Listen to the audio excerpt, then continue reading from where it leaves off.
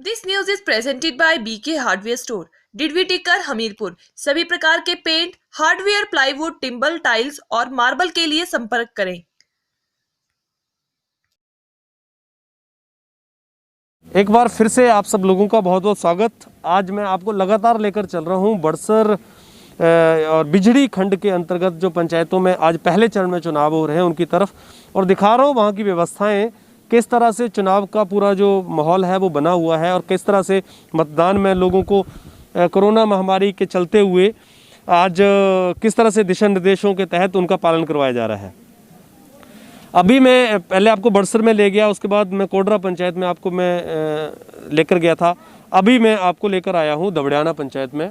यहाँ पर अभी 3 वार्ड इस स्कूल में जो है वो यहाँ पर चुनाव मतदान हो रहे हैं उनके।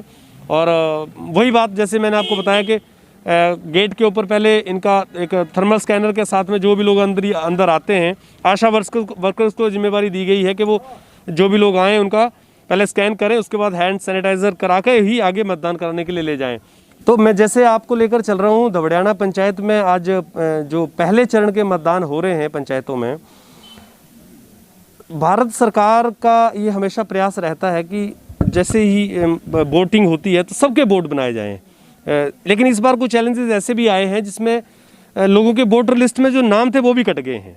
लेकिन कुछ नए लोगों के भी, कुछ युवा जो आज पहली बार मतदान देने आए हैं, तो अब उनकी हम बात कराएंगे, क्योंकि ये भी एक तरफ से पर्व है, एक नई खुशी का बात है। आपको एक राइट मिल जाता है 18 साल के होने के बाद, आप एक अधिकार पा लेते हैं कि अब आप देश के निर्माण के लिए एक बड़ी भागीदारी निभा सकते हैं। तो हमारे बीच में कुछ युवा खड़े हैं और उनसे हम बात कराएंगे आपकी, उनसे पूछेंगे कि किस तरह का महसूस कर रहे हैं वो, क्योंकि ये पहला एक्सपीरियंस है।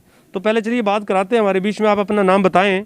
मेरा नाम दिव्यांशु लखनपाल है। दिव्यांशु लखनपाल, आप ये बताइए कि आज आप वोट डालने आ रहे हैं, किस तरह का महसूस कर रहे हैं आज आप?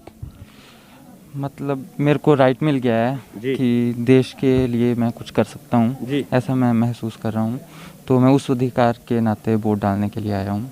अच्छा, जैसे अभी आप वोट डालने आए, तो आप क्या मानते हैं कि आपके जो प्रतिनिधि बनने जाएंगे लोग, जो भी, जिसको भी आप सपोर्ट करते हो, किस तरह के व्यक्तित्व आप देखते हैं? आप में कोई पार्टी देख के वोट देते हैं या कोई व्यक्ति विशेष देख के देखते हैं? किस तरह से आप वोट देने की सोच रखते हैं?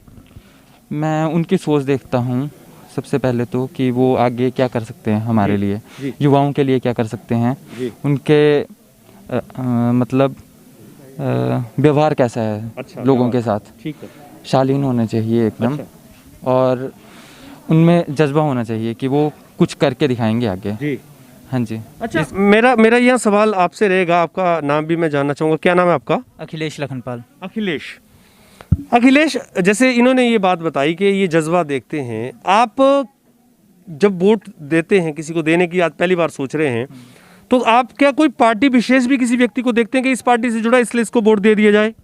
नहीं, जो गांव के होते हैं वोट, वो एक्चुअली पार्टी से तो रिलेटेड होते नहीं है। वैसे तो नहीं पार्टी विशेष, पर एक कहीं ना कहीं इनडायरेक्टली पार्टी इन्वॉल्व होती है, कोई किसी न किसी। मैं कंसीडर नहीं कर रहा हूँ, क्योंकि मैं तो कंसीडर कर रहा हूँ कि कौन सा इंसान जो डेवलपमेंट करवा सकता है हमारे गाँव के लिए, और किसका नेचर कैसा है हमारे प्रति, और वो बाकियों के साथ भी उनका नेचर कैसा है।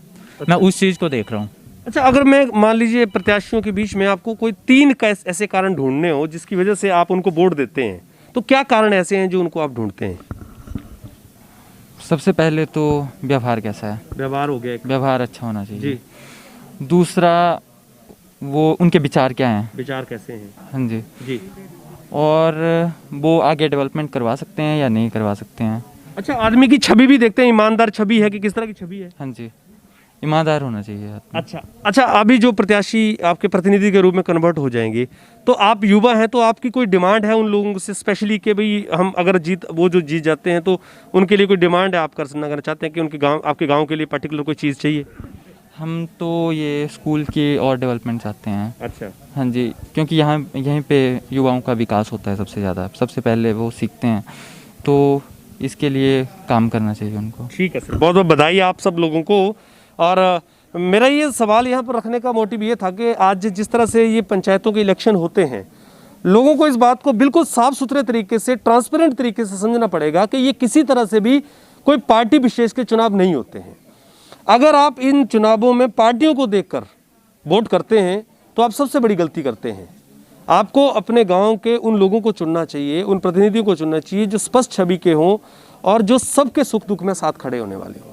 ये हालांकि मैं लगातार जागरूकता करता रहता हूँ आपके बीच में इसको लेकर, तो आप बने रहिए इसमें। मैं आपके बीच में और भी दिखाऊंगा। 100 ईयर्स की एक बुजुर्ग माता जी आज वोट करने आए हैं, मैं उनका वेट कर रहा हूँ, मैं उनको दिखाऊंगा उनका किस तरह से तजुर्बा रहा है। और उन्होंने तो पूरी ज़िंदगी वोट डाला है, लेकिन 100 साल की उम्र में भी वोट डालने का जज्बा है। तो आप समझ सकते हैं कि ये कितना बड़ा हमारे लिए एक संगठन बन सकता है अगर हम विचार के साथ रखें। बने रहिए आप हमारे साथ में इस तरह से। बहुत बहुत धन्यवाद।